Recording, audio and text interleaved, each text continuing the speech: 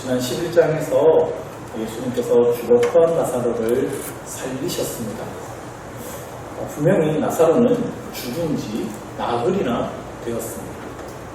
중동의 무더운 날씨 속에서는 이미 시신이 썩기 시작하는 시기입니다. 그런 나사로를 예수님의 말씀만으로 다시 살리셨어요. 예수님이 부활이요 생명이라는 그 진리, 그 능력이 분명히 나타난 것입니다. 장례식장이 갑자기 잔치집으로 바뀌게 되었어요. 그리고 이 일이 큰 화제가 되었습니다. 많은 사람들이 살아난 나사로를 보고 예수님을 믿기 시작합니다. 근데 어떤 사람들은 예루살렘으로 달려가서 이 일을 바리새인들에게 전하여 줍니다. 큰일 났다는 거예요. 지금 예수가 죽은 자 한 사람을 살려내가지고 지금 많은 사람들이 또 그를 따르고 있습니다. 아니 그러면 예수님을 인정하고 믿어야 정상 아닙니까? 죽은 사람도 살리셨는데 무슨 표적을 더 보이겠어요? 그런데 이들은 그렇지 않습니다. 대체 회의를 해요. 그리고 예수를 죽이는 것밖에는 이제 방법이 없겠다. 이런 결론을 내립니다. 바리새인들의 마음이요 이렇게 완악합니다. 사람의 사고와 생각이 이성적이고 상식적인 것 같아 보여도요 그렇지 않습니다. 무언가 하나에 딱 꽂히면요 주변을 보지 못합니다. 전체를 보지 못해요. 자기가 보는 겁니다. 자기가 이루어야 할 것만 이루려고 합니다. 마음이 욕망이 그렇게 사로잡히게 되면 그 욕망을 이루기 위해서 사람의 목숨 같은 거 하찮게 여길 수도 있어요. 죄와 사탄은 여전히 그렇게 일하고 있어요. 그러므로 우리는 계속해서 우리의 마음을 하나님의 말씀 앞에 비추어 새롭게 해야 하는 것입니다. 나 자신의 마음과 행동의 동기들을 끊임없이 하나님의 말씀 앞에 점검해야 돼요. 하나님 앞에서 내가 정말 지금 바르게 살아가고 있는 것인지, 내가 지난 3일 동안도 바르게 살아갔는지, 이건 우리가 이 시간에 점검하는 것이죠. 그래야 우리가 계속해서 바른 길로 주님과 동행하며 살아갈 수 있는 것입니다. 예수님께서는 이 바리새인들의 이런 악한 계획을 아셨습니다. 그래서 예루살렘에서 조금 떨어진 에브라임이라는 곳으로 물러가 계셨습니다. 도망가시는 것이 아니라 때를 기다리시는 것이죠. 그리고 머지않아 그때가 가까워 갔습니다. 6월절 명절이 다가온 거예요. 6월절에는 모든 유대인들이 성전에 있는 예루살렘으로 오게 됩니다. 하나님 앞에서 그곳에서 제사를 드리게 되죠. 바리새인들은 이 때를 노리기로 합니다. 11장의 마지막 구절인 56절, 57절입니다. 그들이 예수를 찾으며 성전에 서서 서로 말하되 너희 생각에는 어떠하냐? 그가 명절에 오지 아니하겠느냐 하니 이는 대제사장들과 바리새인들이 누구든지 예수 있는 곳을 알거든 신고하여 잡게 하라 명령하였음이로라.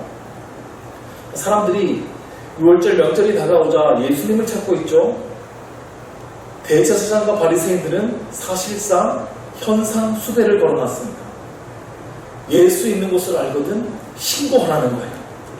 지금 예루살렘의 분위기가 이렇습니다. 그런데 오늘 1절 말씀을 봅시다.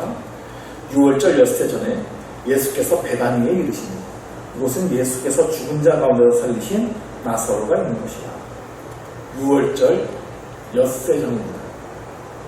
예수님께서 베다니에 이르셨어요. 베다니는 예루살렘에서 불과 3km 정도 떨어진 곳입니다. 베다니 마을에 대한 설명도 나오죠. 예수께서 죽은 자 가운데서 살리신 나사로가 있는 곳이다. 그 베다니 마을로 예수님께서 다시 돌아오신 거예요. 그래서 이 베다니에는 잔치가 벌어집니다. 나사로를 다시 살려주신 것에 대한 정식 잔치가 되겠죠. 그래서 이 잔치의 주인공은 예수님 그리고 나사로입니다. 2절을 보시죠. 거기서 예수를 위하여 잔치할세 마르다는 일을 하고 나사로는 예수와 함께 앉은 자 중에 있더라. 예수를 위한 잔치, 예수님을 위한 잔치입니다. 그리고 나사로도 함께 앉아 있습니다. 구절을 보면 이렇게 돼 있어요. 유대인의 큰 무리가 예수께서 여기 계신 줄을 알고 오니 이는 예수만 보기 위함이 아니요 죽은 자 가운데서 살리신 나사로도 보려 함이로라. 유대인의 큰 무리가 이 잔치집에 왔어요. 예수님을 보기 위해서, 그리고 죽었다가 살아난 그 나사로도 보기 위해서. 그러면 이 잔치의 자리에서 이 몰려든 많은 사람들이 예수님의 말씀을 듣겠죠? 그리고 죽었다가 살아난 나사로가 옆에 앉아 있어요. 그러면 이보다 강력한 메시지가 있겠습니까? 그렇죠. 많은 사람들이 그 말씀을 믿고 나사로를 보고 예수님을 믿게 되는 거죠. 그러니까 이건 아주 큰 잔치고요. 아주 중요한 잔치입니다. 근데 이 잔치 중에 다시 저 2절을 보시면 마르다는 일을 하고 있네요. 자, 이전에 누가복음 10장의 말씀을 한번 제가 살펴본 적이 있습니다. 예수님께서 그 마르다의 이 집에 찾아오셨을 때에 마르다는 예수님을 대접하느라 일을 하고 있었고 마리아는 예수님 발치에 앉아서 말씀을 듣고 있었죠. 지금도 역시 마르다는 일을 하고 있습니다. 자, 손님 맞이하기 위해서 일하는 거 굉장히 중요한 일입니다. 잔치는 벌여놨는데 마르다가 없으면 이 사람들이 뭘 먹습니까? 그러니까 음식이 없는 잔치는 잔치라고 할 수 없죠. 자고로 잔치는 음식이 풍성하고 맛있어야 그게 잔치예요. 그러니까 절대 이 마르다의 이 헌신을 평가절하해서는 안 됩니다. 아주 중요한 헌신을 하고 있는 거예요. 자, 그럼 이 시기에 마리아는 뭘 하고 있을까요? 3절입니다. 마리아는 지극히 비싼 향유, 곧 순전한 나드 한 근을 가져다가 예수의 발에 붓고 자기 머리털로 그의 발을 닦으니 향유 냄새가 집에 가득하다. 역시 마리아는 집안일에서 빠져있네요. 그러니까 이게 한두 번이 아닌 것 같아요. 항상 마르다는 일을 하고 마리아는 막 예수님 좋다고 막 이렇게 같이 옆에 있고. 그러니까 그때 누가복음 10장에서 마르다가 예수님한테 마리아 좀 보내달라고 일 좀 하게 해달라고 이게 이런 게 그냥 한 번 그래서 그런 건 아닌 것 같아요. 확실해요. 마르다가 보기에 진짜 마리아가 좀 얄미울 것 같긴 합니다. 자기는 바빠 죽겠는데 맨날 저 예수님 옆에 앉아가지고 말이죠. 근데 마르다의 일도 마리아의 일도 모두 중요하다는 사실을 분명하게 강조드립니다. 절대로 누구의 일이 더 고귀한 건 아닙니다. 주방에서 헌신하는 마르다의 일도 중요하고요. 예수님을 가까이에서 섬기는 마리아의 일도 중요합니다. 그런데 우선순위의 문제는 분명히 있어요. 둘 다 예수님을 섬기기 위한 일이죠. 그래서 일이 아니라 예수님이 중심이 돼야 돼요. 예수님을 가까이 하니 그 마음의 중심에 있어요. 자, 오늘 본문에는 그 분명히 마리아의 중심, 그 마리아의 헌신이 돋보이게 됩니다. 아주 유명한 얘기죠. 향유 옥합을 깨뜨려서 예수님의 발을 씻겼던 그 유명한 사건입니다. 마리아의 이 헌신은 마태복음과 마가복음에도 모두 기록되어 있어요.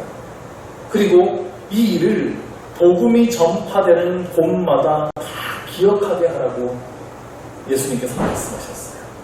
아주 중요한 내용이라는 얘기인데, 자, 마리아의 행동에 대해서 좀 더 자세히 살펴봅시다. 마리아가 부은 이 향유에 대한 자세한 설명이 3절에 나옵니다. 지극히 비싼 향유, 곧 순전한 나드 한 근이라고 했습니다.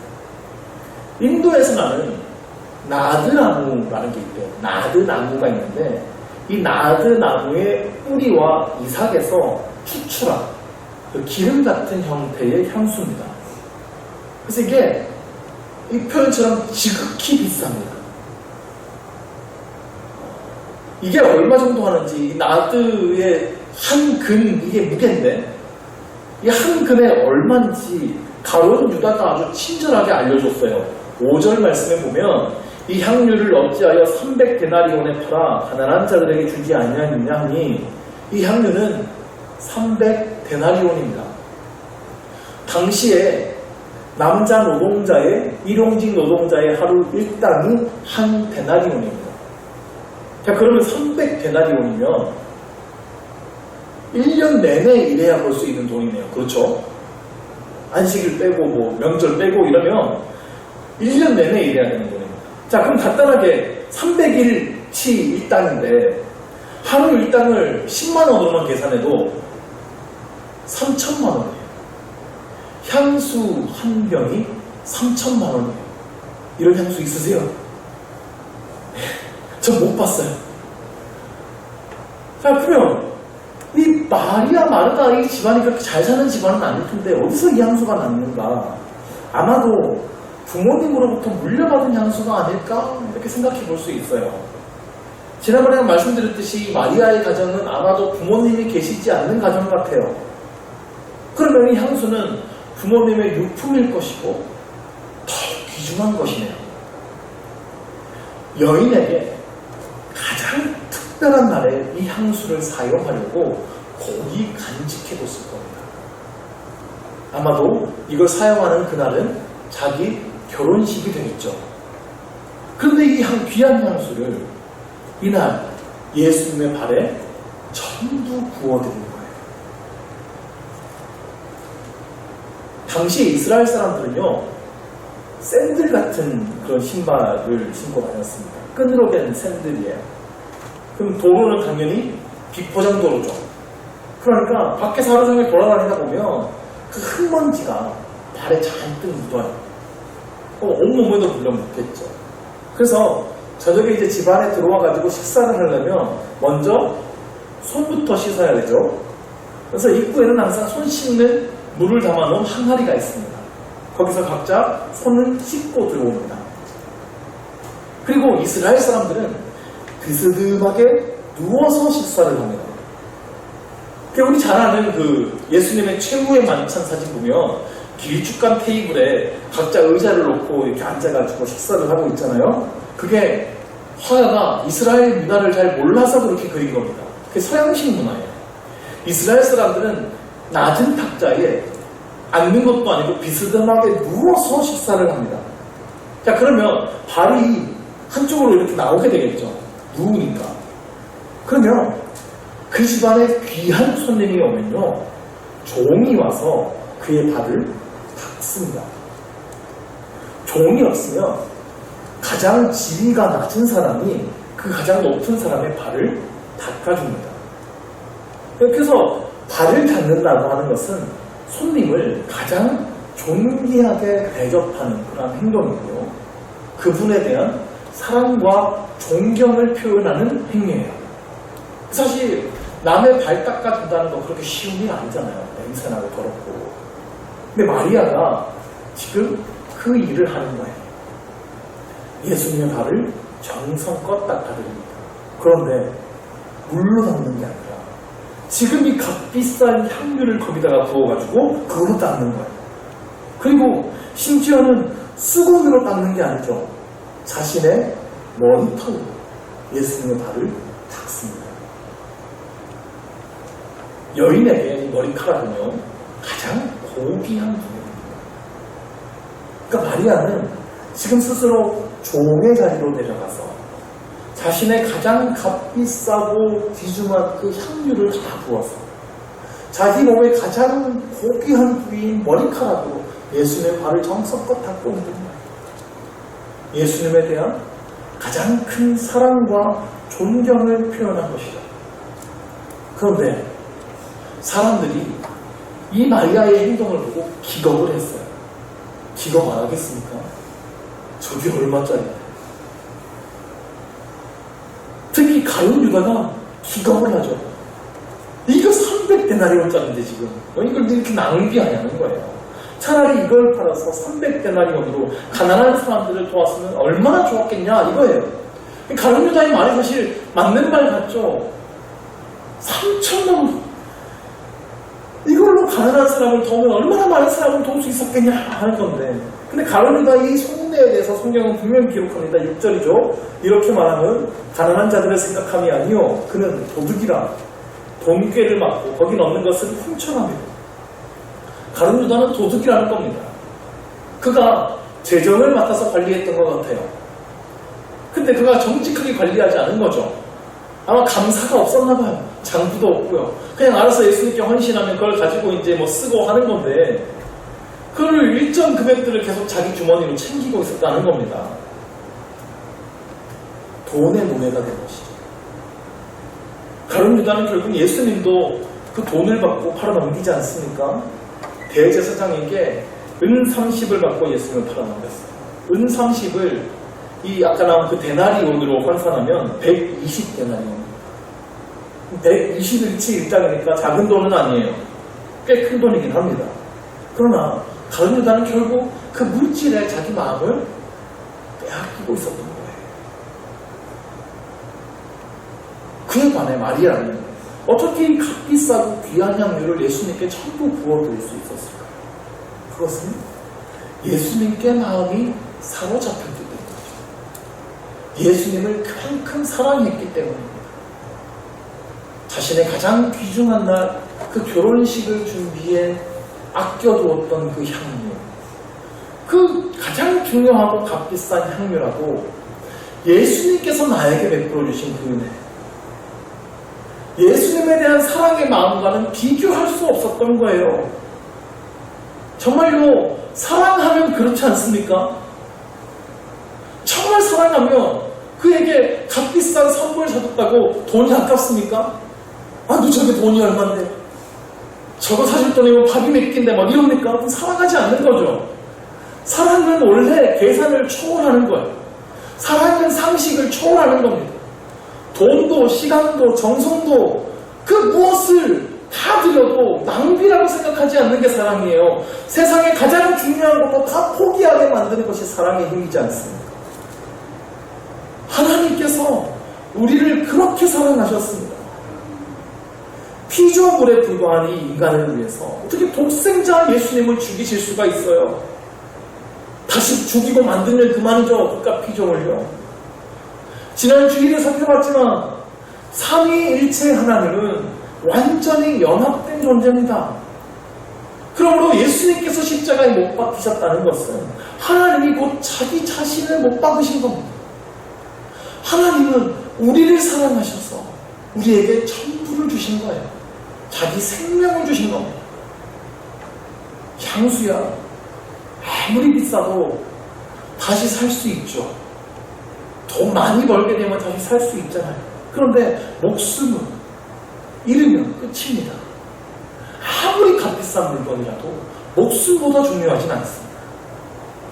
우리는 하나님의 그 목숨을 버린 사랑을 받은 거예요. 그 사랑을 진정 깨달으면 그 향수 아깝지 않은 거예요. 그거 300데나리온이라고 계산기 두드리지 않는 겁니다. 그 사랑을 모르니까 가격만 눈에 보이는 거예요. 중요한 건 그게 얼마냐 하는 게 아닙니다. 하나님이 나를 어떻게 사랑하셨는가, 그리고 내가 주님을 얼마나 사랑하느냐 하는 것에 있습니다. 아프리카의 복음을 전했던 데이비드 리빙스턴의 전기에 나오는 이야기입니다. 리빙스턴이 아프리카의 어느 부족의 추장에게 복음을 전해서 그가 예수를 믿게 됐어요. 이 추장이 예수를 믿고 나니까 너무 기쁜 거예요. 너무 감사해요. 그래서 이 추장이 어느 날 리빙스턴의 집을 찾아왔습니다. 선교사님, 제가 예수 믿고 나니까 너무 좋아요. 그래서 하나님께 너무 감사하고 싶어서 이 밀가루를 가져왔습니다. 가져온 겁니다. 근데 리빙스턴이 약간 장난을 치고 싶었나 봐요. 교육적인 장난을 하고 싶었나 봅니다. 그래서 이런 말을 했다고요. 아이고, 근데 하나님은 이 밀가루 정도 가지고는 만족하지 않으시는데요. 그랬더니 이 추장이 심각하게 고민을 하더니 돌아갔다가 종이로 다시 왔어요. 선교사님, 그 문을 열어보니까 하얀 말을 한 마리 끌고 온 거예요. 하나님, 저 하나님께 이 100마리를 드리려고 가져왔습니다. 그때 리빙스턴이 하나님은 100마 정도로 만족하지 않으십니다. 했더니 추장이 또 근심을 하면서 또 돌아가요. 다시 나타납니다. 선교사님 이거요. 하면서 조그만 걸 줬는데 보니까 머리핀이에요. 뼈로 된 건데 추장의 권위를 상징하는 물건입니다. 이거는 이 추장의 권위, 명예를 상징하는 물건입니다. 이걸 드리겠습니다. 리빙스턴이 대답해요. 정말 좋은 생각하셨지만 그것 가지고도 안 될 것 같습니다. 그래서 이번에 추장이 진짜 화가 났어요. 선교사님, 그럼 나는요 이제 아무것도 없어요. 다 가져왔어. 이젠 나밖에 없어요, 나. 그때 바로 리빙스턴이 그런 얘기를 했대요. God wants you. 하나님은 당신을 원하십니다. 그래요. 하나님이 바로 당신을 원하세요. 하나님은 그 어떤 것이 아니라 우리 자신을 원하시는 것입니다. 우리의 헌신은 그 어떤 것이 아니라 바로 우리 자신을 드리는 아름다운 고백일 수 있어야 함을 믿습니다. 7절 말씀을 봅시다. 예수께서 이르시되 그를 가만두어 나의 장래할 날을 위하여 그것을 간직하게 하라. 이 여인을 낭비하였다고 책망하는 가룟유다를 향해서 그를 가만히 두어라. 나의 장래할 날을 위하여 그것을 간직하게 하라. 마태복음을 보면 이 여자가 내 몸에 이 향유를 부은 것은 내 장래를 위하여 하느니라. 마가복음에는 그는 힘을 다하여 내 몸에 향유를 부어 내 장래를 미리 준비하였느니라 또 말씀하셨어요. 이스라엘에서는 사람이 죽으면 시신을 세마포로 싸서 동굴에 안치하게 됩니다. 그러면 시신 썩는 냄새가 곧 진동을 하겠죠. 그래서 향품을 시신에 발라서 최대한 그 냄새를 가리려고 합니다. 예수님께서는 마리아의 행동을 그렇게 해석하신 거예요. 마리아가 이거 알고 있을까요? 물론 여자의 직감이 작동했을 수도 있습니다.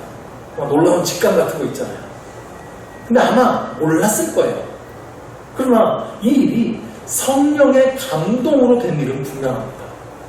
이제 엿새 뒤에 있을 예수님의 죽음을 미리 예비한 일이 되었다고 예수님께서 말씀하셨기 때문이죠.